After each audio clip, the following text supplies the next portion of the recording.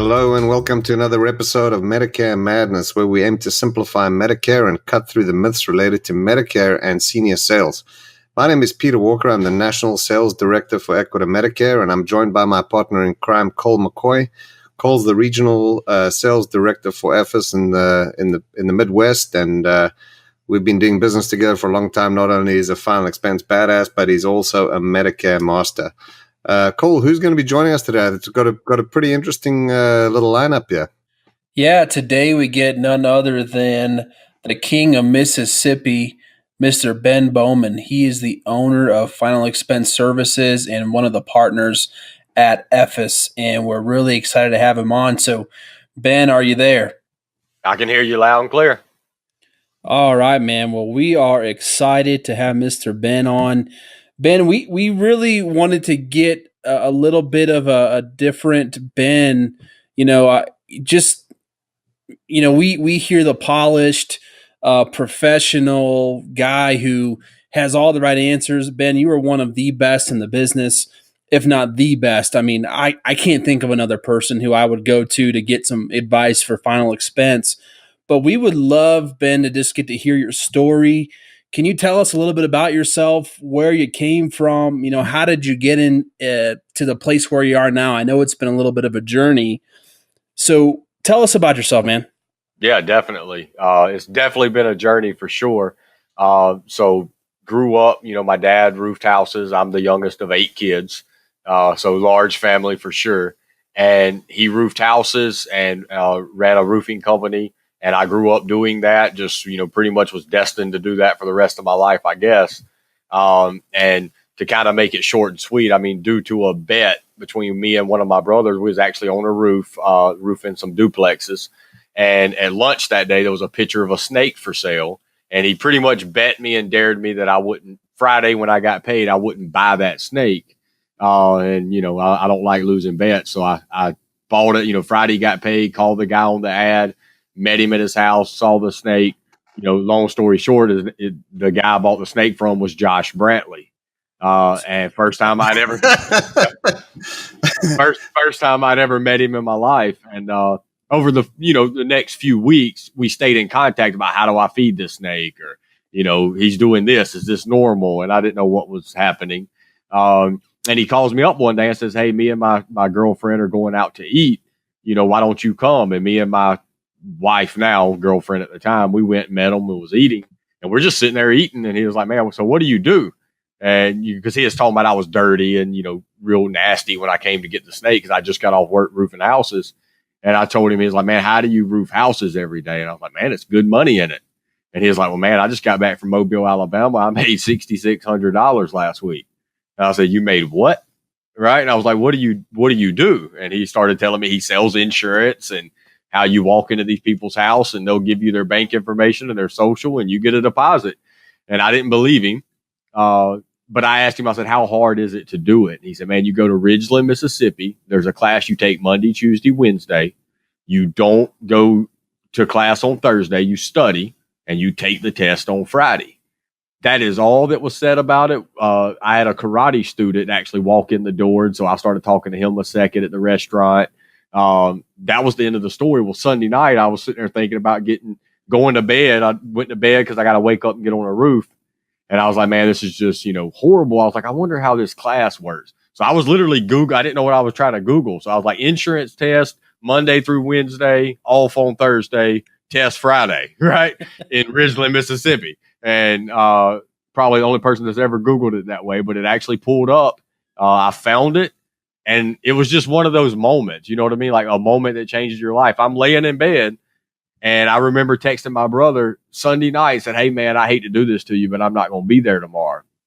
So I drive to Ridgeland, Mississippi. I've never talked to Josh since, and never made a phone call to this testing place because the class started at 8.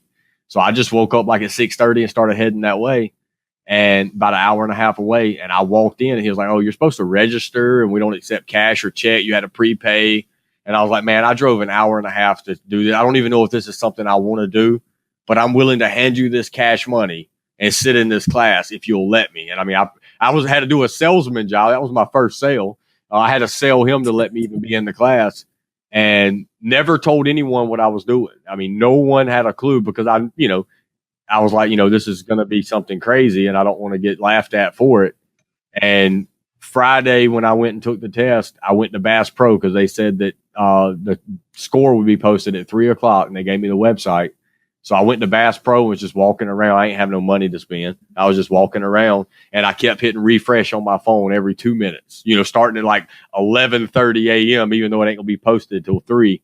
And I'll never forget it. That one time I hit refresh and I passed. So on my way home, I'm driving my truck back, and I called Josh and said, all right, man, I passed my test. What do I do next? And he couldn't believe it. And Monday morning, I showed up. He had called me Saturday and said, when you show up to the office Monday, have clothes in your truck.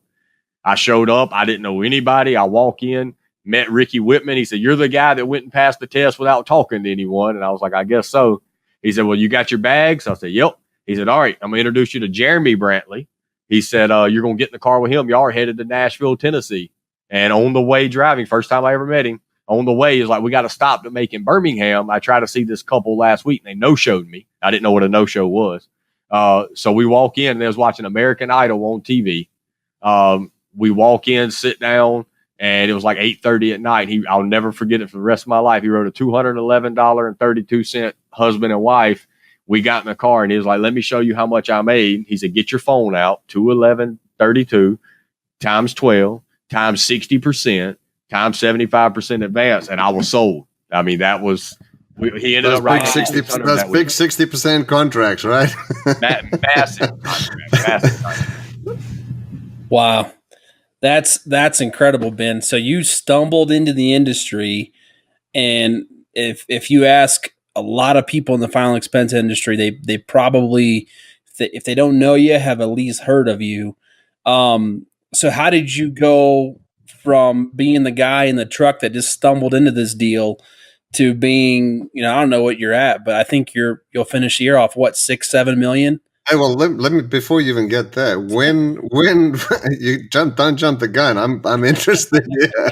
Ben, so I've been in the business just a few years myself. When was this? When did you meet Brantley? It's about 11 years ago.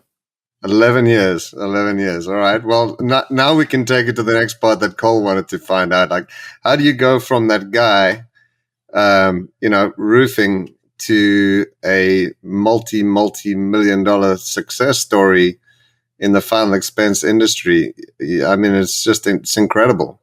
Yeah, I think roofing had a lot to do with the way I was raised. Down here in Mississippi, I come from a family of, if you want it, you go work for it. Nobody owes you anything. And I think that mindset I was raised up with, waking up every Saturday morning, going to climb on a roof, tear off shingles, tote shingles, nail on shingles, that, and then my martial arts background. So I started martial arts when I was around 6 and stayed in it, all the way through. I mean, even whenever I was at this moment doing insurance in the beginning, I was still running a dojo and teaching classes. So I think that discipline and that work ethic got me there. But I mean, it was literally, a lot of the great decisions, a lot of bad decisions, but I think they all led to the right place, I guess you would say. But I went from training that week with Jeremy to the next week, I'm in the field. I believe nowadays, and I, hate to say this on a podcast, but I believe that a lot of agents nowadays are spoiled. You got to give me this contract level. You got to give me this. You got to give me that. They just won't, but they're not willing to do any work that's required. And back then, I mean, we didn't ask questions. I mean, I showed up the next Monday with bags in my truck again. And he said, here's your lead. You're going to Huntsville, Alabama. And I remember thinking, I was like, where's Huntsville, Alabama? Right. And, you would show up some days and they would hand you your leads and it would be in Savannah, Georgia. And you're like, I don't even have a Georgia license. Well, you can buy that on your way. While you're driving there, you got hours and hours and hours. You can get it on your phone, and it was that mentality of, nowadays it's, man, if it's not, 10 minutes away from my house, I don't want the lead. It was just wide open. You go out there, you see the people and you work hard. And, there was a lot of bumps in the road as far as that IMO I was with kind of closed their doors because there was only like 6 agents running the show. They closed their doors, and then I went over to the Parker and Associates days, which is now One Life. And did that little song and dance. I got a raise from a 60 to a 75. I thought I was the king of the world. Stayed there until they closed their doors and switched it to One Life. I won't get into all that. But then I was at One Life, and once they closed their doors, I followed the Brantleys again. They went to a little debit company called Union National, and I went, and they was like, come in for an interview with them. And one thing I will say about this whole thing that was unique is, Josh brought me in and told me about it, not to go under him. I didn't go under Josh. Jeremy trained me. I didn't go under Jeremy. Then when Ricky shut down, they know I'm a producer now. I'd been leading the pack for 9 months there. And when we go over to Parker, they bring me over there, still not under them. They bring me direct into Parker. So it says a lot about them. They wasn't trying to nickel and dime, make money off of me then. They was just bringing me into the opportunities. And so then they brought me over to Union National. That's when I really learned how to canvas, how to sell. I mean, it was no leads, just cold canvassing. That took it to the next level of my career. But while I was there, I started getting smarter in the industry. I started researching and back to my great Google skills, as I mentioned earlier, I started researching insurance opportunities where you buy leads, go out of town, stay in hotel. I'm trying to figure out there's something else like I was doing that shut down. There has to be another way. And I found a couple opportunities, and I was still independent, never had an agent under me. And went independent, bought leads, went out there running them, and just started meeting people, helping people with my cheat sheets, any tools I would build because of the way I was raised. I didn't know there was any shady people in the world, now being certainly not in this industry. Yeah. So after being in insurance, I started meeting some of those shady people for sure. But I was just giving everything away. I thought that's what everybody did. If I build it, everybody can have it, and that got me a reputation. And just, had a conversation with a guy one time, and he had told me, he's like, man, you really should consider building an agency. You got a gift, you got a talent. And so I just kind of tried my hand with it a little bit. And before you know it, it was one agent, and then it was 3 million a year, then 5 million, then 7 million, just exploded. Yeah, I mean, I you alluded to something a little bit earlier about, it does seem that a lot of people are spoiled and they're just after the contracts and they don't want to put in the work ethic. Now, that's certainly not everybody. There's a lot of really hardworking agents out there, and I think a lot of the reason most of the people fail when they get into this industry is because they've failed everywhere else. And it still amazes me that they come in with these crazy expectations of of these crazy high contracts without putting up a single number. But it is what it is. But there's no doubt that I think one of the main ingredients to success in this industry is just get off your ass, man. Get out of bed, get in that car, and go knock on people's doors, get leads, go work them. Yeah, remove all the excuses. And I'm very blunt whenever I'm recruiting and talking to agents. And, I'll talk to an agent that's like, man, I mean, I'm ready to get going. I want this crazy high contract level. Give it to me. Right. And, but, how fast can I make money? Because, in 2 weeks, my power bill's is past due. And I tell people like that, you don't need to open a business. This is a business, right? This is not a job. This is a business. This is a career. You don't need a business right now. You need a job. Right? If you got a bill due, you need to go make money, and I think one of the problems with this industry is everybody is out there mass marketing and selling the world that you can make $100,000 sitting on your butt doing nothing. You sign up with us, and if you'll make 3 phone calls a week, you'll make $300,000 a year, guaranteed. And people buy into that. What happens is you get a flood of agents in this industry that are not entrepreneurs. They're not businessmen. They're employees. And if they're not being forced to do something, they're not going to do it. And I always say there's a lot of agents out there that as long as they have something or someone to blame, they don't have to be successful. It's okay if they don't write an app today, as long as they can blame the leads, or the leads was too far, or whatever the case might be. And I was raised in a mentality of, if you have bills to pay, you get your butt up and you go climb on a roof and you nail on shingles and you will be paid. So you had to go earn it. No one owed you anything. And I think if a lot of people adapt that mindset, this industry would definitely change. Because if you put the work ethic that I'm willing to put in, if you put that in, you get such a great reward out. If you would have told me I would be making the amount of money I make in a month now, if years ago you would have told me I would be making that in a year, I woun't have believed it. Right. And just amazing, amazing business to be in, but you got to understand it is a business. Yeah, Ben, I love hearing your story, man. And this came up yesterday, and I think one of the chats. It comes down to the people that are more successful than you aren't more talented than you. They're just willing to work harder.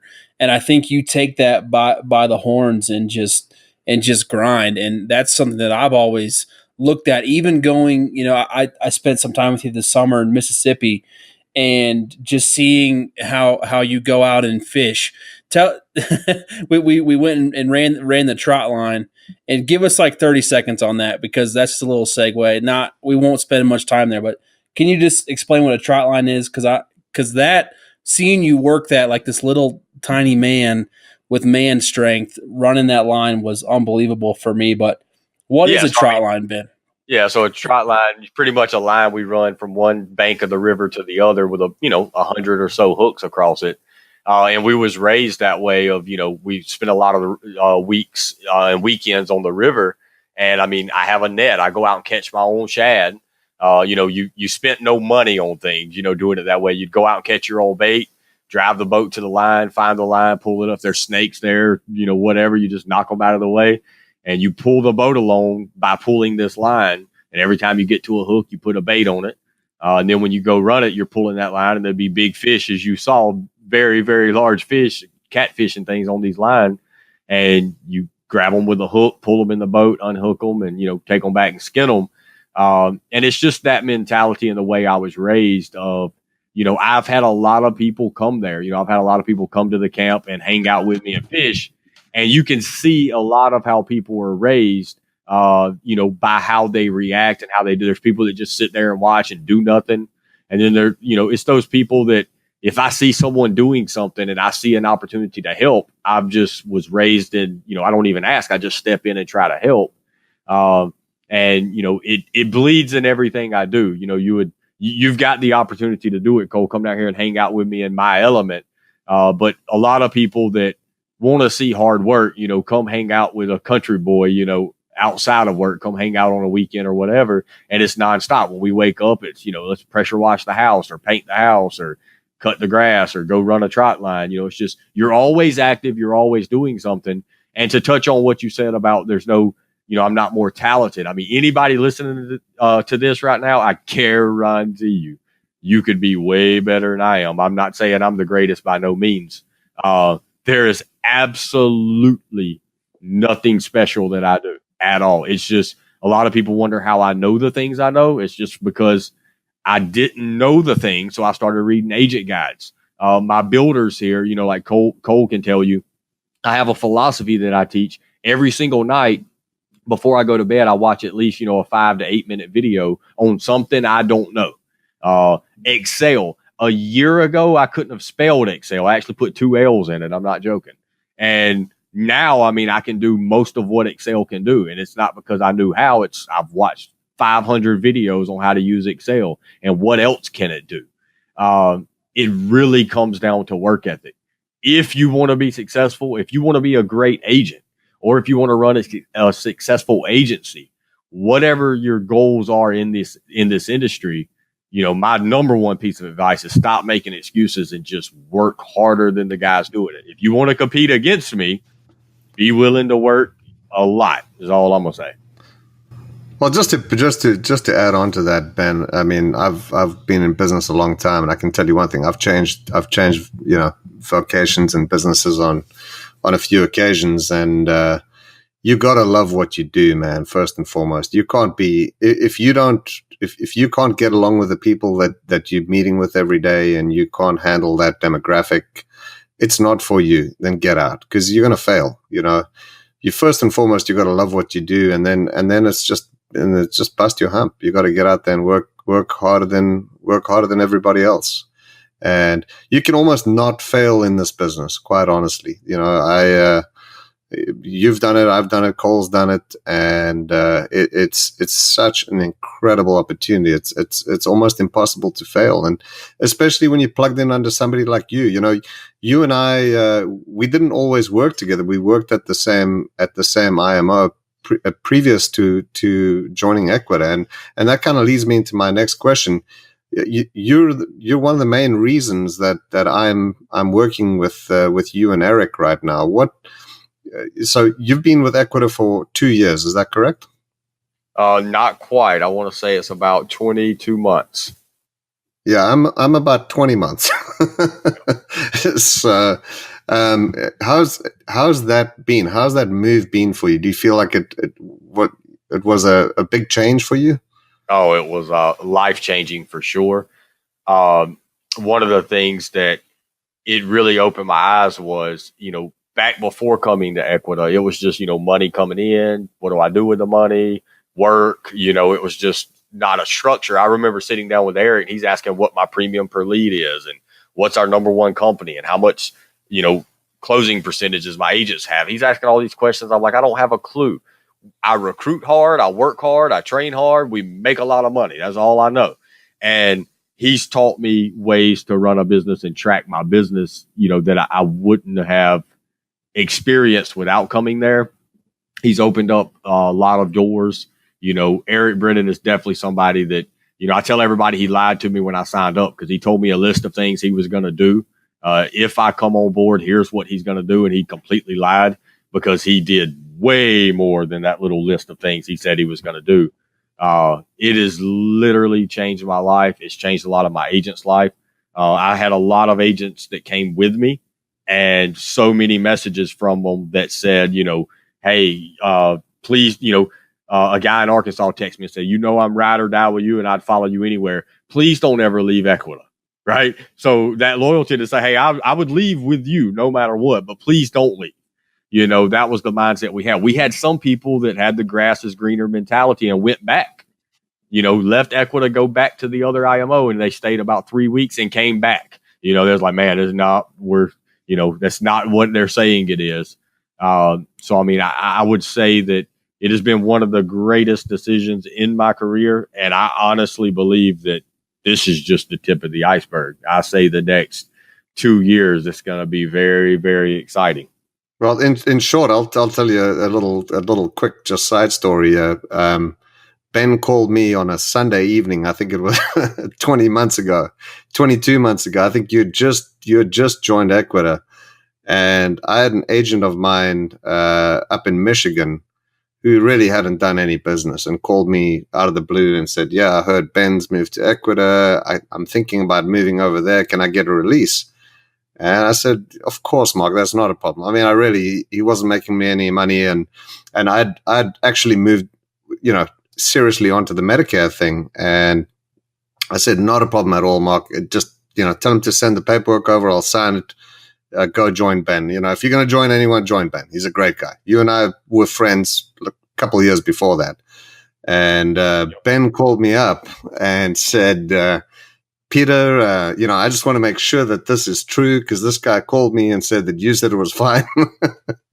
And then we kind of got into the story of, what am I doing with the Medicare thing and yada, yada, yada. Long story short, you said, "Hey, man, I'm going to be in Dallas this week. Why don't you come up and have dinner with us and meet Eric and the crew?" And I mean, that was it. Obviously things went from one thing to another. The Medicare thing obviously is not something that you did before. Can you just kind of, I know you were a little skeptical in the beginning. I feel that. And how do you feel it's helped your business or hurt your business? Do you think it's been a benefit to you or a negative to you as an agency owner? I would say it's probably the second best thing I ever did. And not really I did, you've done it. But, literally 20 minutes probably before this call, I had a builder of mine in California call and say, "Man, I got this girl, she's in. She wants to work with us. She is in. The only thing is she wants to work with an organization that offers Medicare. Do you think I could get her on the phone with Peter?" right? And I just got the text from him. So this I spoke to him earlier. So if you're asking for an example, I'll use the one that literally just happened, because this happens all the time. And the Medicare has been such a big player because it's allowed a lot of my agents that, this business is just, repetitive. It's the same thing. You buy leads, write apps, fax them, get deposits, buy leads, write apps, fax them, get a deposit. And it gets old no matter how much money you're making. Sometimes it just kind of gets old and people start getting, stir crazy and looking around. So a lot of my existing agents that have been with me 4, 5, 6 years, this gave them the opportunity to add something to them, and it increased, gave it's them like a breath of fresh air, right? Yeah. Yeah. And gave them a ton more income. And so they really, really, that it benefited that way. And it also benefited in the point of, being able to offer more and bring other people in. Cause I talk to a lot of people all the time that say, look, I do my final expense over here. I do my Medicare over here. And I say, why do you have it split up that way? And they say, well, these people don't have Medicare and these Medicare people don't have FE. So having one house that services and supports you on both sides of that business is just huge. And when it comes to the income, it has just been, my agents have really seen the difference. You start talking about a huge increase, and I'm talking to agents like, man, now my leads are free, right? Because I haven't so much renewals come in that it's paying for my leads. I have free leads pretty much. It's really changed my agent's life, and it's definitely added a few extra zeros in my life as well.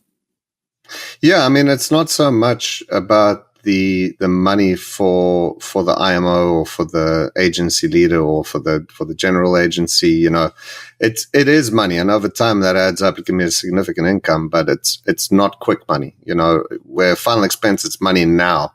But what I tell builders and people that have teams of agents is that it's the most important thing. It's about the individual agent. It gives that agent X percentage more chance of surviving through the next year.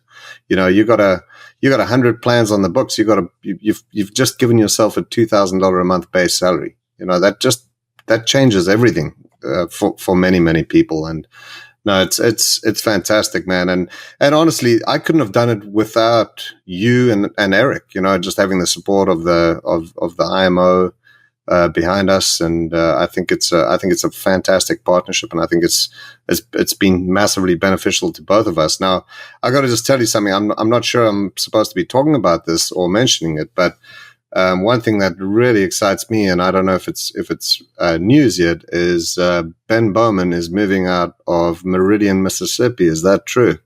Yes, I am moving in the next few weeks. So a few weeks ago, I was in Dallas, and I actually stayed at Eric's house, and him and Natalie sitting on the couch, and I'm sitting in front of his little fireplace in his living room. And we're just talking about 2019 and growth and some things that will be released pretty soon that y'all, anybody listening will actually, be privy to when we do the press release on that. We was talking about some plans, and he just kind of made a joke, and it was just like, man, think of what we could do if you moved to Texas, right? And he knows my heart's Mississippi. I mean, I'm a country boy. I like not having any neighbors. I can walk outside and do what I want to do. And so he was like, think of what we could do if you moved to Texas. And I was like, well, what could we do? Elaborate, tell me. And he started telling me, and I was like, man, that sounds great. I was like, well, heck, I'll move. And him and Natalie looked at each other. Then he looked at me. He was like, are you serious? And I was like, man, if it's what the company needs, and if it will benefit my agents, and then future agents, yeah, I'll move. And this all happened probably 6-7 weeks ago, and I'm a few weeks away from moving. My family from Mississippi all the way to Texas. So definitely a lot of big things have happened, a lot of good opportunities. And, anybody listening, one thing that I strive to do, and Eric, preaches it all the time, is, we're an organization that puts our money into the company. So we're always thinking of ways to make things better. I have agents call me and say, look, I would love if FS had this. If it's something within our power, don't think for a second we won't work on it, make it happen. And I've seen that. The number one change for me is I had all these ideas in my head of what I wanted for my agency. but I didn't have the knowledge or the manpower to do them. And Eric told me that first day sitting at this table, he said, I will take those things out of your head, give them to people to go create, and what you're dreaming will become reality. And literally in the first 12 months, there was so many new things that I've dreamed about that become live, and agents had access to it. And that was a big game changer. And real quick to touch on the Medicare thing, and I want, anybody that hears this to understand this is not a pitch. This is not make believe. Honestly, with Medicare, if I had to go in the field tomorrow from now on, I had no agency. I'm only a field agent, and I had to go in the field, and I was told that I could offer Medicare, but I would make $0. I would never get paid ever, ever, ever on Medicare.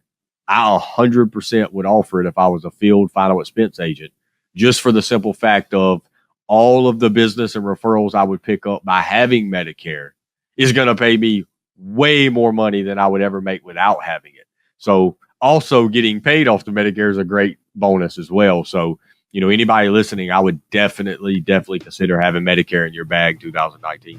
Well, yeah, there's no question. And I think the way the program that we've developed, that I've helped develop at Equita, it's focused completely around you being leading with final expense. I think that's important for people to understand. It's Medicare is a great business, but it's next to impossible. If you don't have any money, it's next to impossible to make a living out of the right out of the gate with just Medicare. And learning how to do final expense is absolutely step number one. And when you join an agency like ours, you've got Ben Boman, you got Cole McCoy. I'd like to think you got me. I think I know a thing about final expense, or a thing or two about final expense, and blending that and learning that first, and then adding the Medicare on, man, you'll just be unstoppable. And it doesn't end there. We've got all the other ancillary products and all that other stuff. And Ben, I just got to tell you on a personal note, man, I've really appreciated your partnership, and I'm excited about we've got some things that we'll be releasing here in the next month or two that are happening for next year. I'm truly just over the moon excited about where we're going and what we got coming, and I think it's going to be great to have you in Texas. I'm looking at Cole. I think he looks a little pissed off. He wishes he was coming to Texas. that might happen sometime in the future. Cole, Midwest down. Yeah, there's plenty of room. Yeah, there's definitely room in Texas, man. But Ben, I just wanted to say thanks. Cole, did you have any final questions or anything you wanted to? No, I didn't want to interrupt the flow, man. I was really enjoying listening to what y'all were saying, and I can just echo what Peter's been saying. I'm super thankful for. I want to tell a story about Ben actually real quick, because the same organization that Ben and Peter came from, I was there as well. And, shall remain nameless, but long story short, that organization had overmailed for me. I mean, I think I had, 200-300 pieces of mail in inventory, something crazy. Okay, Ben knows. Okay, 275 pieces of mail in inventory, and I was getting ready to have a baby. I was out of the field a lot because we had a lot of stuff getting going with my wife having the baby, and so cash flow sometimes. And final expense, and you're buying leads, it can become a cash flow game. And so as I was making the transition to come and work with Peter, the leads were an obstacle at the previous organization. And I called Ben, and I'll never forget. He said, man, I just want you to know, I know these leads are an obstacle. I'm going to buy these leads. I know you're good for them, but I just want you to focus on having that beautiful, healthy baby. We're rooting for you. And then he sent a picture of his family and was asking, his wife was asking a question, and honestly, that caring touch that you had, it wasn't just about the money. In fact, you put up, sounds like $8-9 grand, down on me before you even knew me. You mostly just heard about me, and you said, this is a guy I'm willing to invest in. And that right there changed my whole life. You know, I probably wouldn't be in insurance, you know, possibly if it wasn't for that. So, just something I wanted to put out there for y'all to hear, because, you know, Ben is a big time agency leader. He's got a massive network of agents that he does manage, but he's one of the rare people in this business. And I can say this for Peter as well, but one of the rare people who will take the time for the one agent. And, you know, if you're hearing this and just haven't had that, Ben is the guy to call. You're not going to get better service. You're not going to get more spot on training than with Ben. And so we appreciate you, brother. It's been a pleasure having you on here. And, you know, hopefully we'll get to do this again and tell some more or get into some crazy stories. I would love to do a time where we just get to hear about some of your hillbilly adventures. Cause I know you've had me rolling uncontrollably. For sure. Well, I think we need a TV show for when Ben moves to Dallas. You know, like a Beverly Hillbillies of Dallas. Yeah, I'm the Beverly Hillbillies for sure. The real estate agent I've been dealing with, she has just been dying laughing about all the stuff I've been saying and asking, and it has definitely been an adventure looking at these houses and these areas, and you know, but it's going to be a life changer. And yeah, I mean, Cole, you know, that was definitely a good investment. You know, at the time when I did it, I didn't know if it would be a good investment or not. But, you know, I believe that everybody deserves an opportunity. And you was definitely somebody that's willing to put in the work. And that's what it takes. I mean, if you're out there listening and you have the work ethic, you are coachable. You know, you're not a know-it-all, and you're willing to manage your money. If you're not making the amount of money you need to make, and you're doing everything in your power without making excuses, then it's not on you. It's on your setup. But if you're out there and you're with somebody and they're giving you everything they're supposed to give you, but you're not really working the hours you need to work, you're cutting out and going home every day early or missing work, then it's on you, you know. And Cole, you was somebody that was putting the work in, but you wasn't getting a fair deal where you was at. And so someone like that, I'll definitely take a bet on and put my money where my mouth is. And it worked out for sure. For sure, man. Well, thanks a lot, Ben. It was great having you on. We'll catch you next time. But yeah, I'm going to hold you to some of those crazy stories, man. Yeah, awesome. And I just, you know, just before we go, you know, once again, I just want to make sure that we give out all our information. And Ben, since you're on here, please give out your phone number and your email address if anyone's interested in finding out more about what you do. Guys, you know, I work as a partner with Ben, as does Cole. You're welcome to contact us, but you know, if you want more information directly from Ben, here you go. Yeah, so just to give a little transparency with it as well, I say I come from a roofing background, so my cell phone is 601-938-7663. And if you look on your keypad, 7663 spells roof, right? So that's why I picked that number, and I've never changed it since. So 601-938-7663. And my email is Ben, BEN, at finalexpenseservices.com. So Ben at finalexpenseservices.com. Feel free to reach out day or night. Whenever I partnered with Eric, he didn't give me a close sign. So I'm open 24 hours a day, 7 days a week. Yeah, you'll find that with all of us, guys. We are open literally 24 hours, 7 days a week. And that goes for Ben, that goes for me, that goes for Cole. Again, if you want to reach me, my email address is p.walker@equator1.com. My personal cell phone is 818-201-6979. And you can reach me anytime. And, you know, if you are happy with the agency that you're at with your final expense and you want to dabble with Medicare, you know, we'll be happy to help train you. Obviously, I won't be able to travel out and train you hands-on, but we can certainly still help you. So, again, p.walker@equator1.com. My cell phone number is 818-201-6979. And Cole, give us your digits there to send us out here, buddy. Yes, sir. 419-961-6310. Again, that's 419-961-6310. My email is Cole, COLE, at finalexpenseservices.com. Awesome, guys. Thank you very much, Ben. Thanks, Cole. We'll catch you guys on the flip side.